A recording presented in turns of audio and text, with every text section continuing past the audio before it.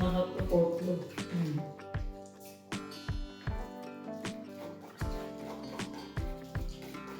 Pero sa Pinas hindi.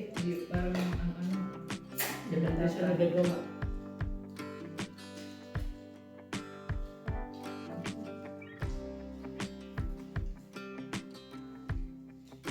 Bawang.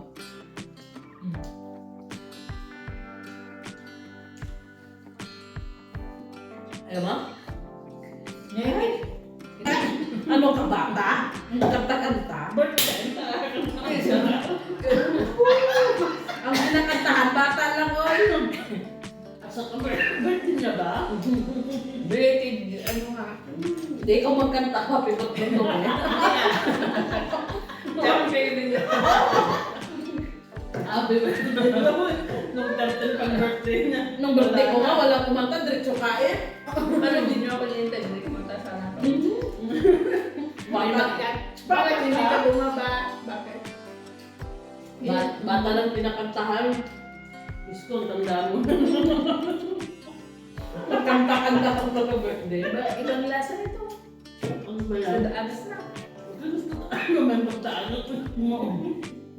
Inshallah, baka lumalaw.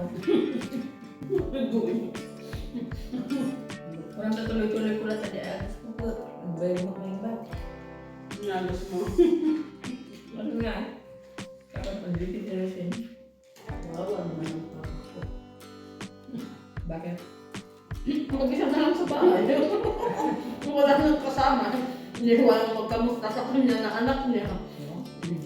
Si mama, hindi niya rin makutak, ay walang cellphone. Hindi. May cellphone naman Kayo siya. pumunta sa... Doon? May kilala sa mga bago.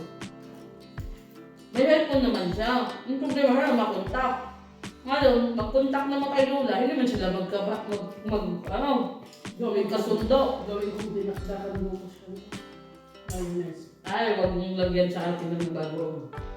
Kung gusto mong bago. Dinakdakan. Hindi naman nila naging baguo. Bakit? Nung ginawa ko, ang linagyan ko ng mayroon sa kasibuyas at kamaros, diba? Kinain yung sarap na. Bakit kakalagyan mo ng bago ka? Lockdown. Basta? Eh, ikaw mahilig ka maglagay ng bago. Ikaw. Nga, isa pang bawal. Pero ayaw ko. Mahirap na. Hirap na.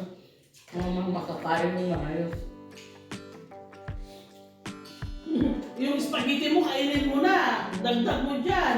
Nabusog na ako. Nga, tapon mo yun, sayang. Kaya nga. Pag-ibig ko sana kanina, kinain ko di... Ano?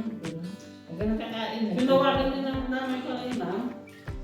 Diba sana bago mo yung kinain mo muna yung spaghetti mo. Ginawagan naman ako.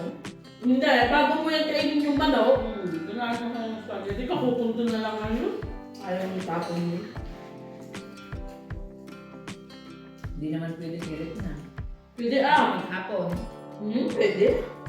Hindi ko naman sa panis. Buti sana kung panis, direct mo yun, hindi pwede.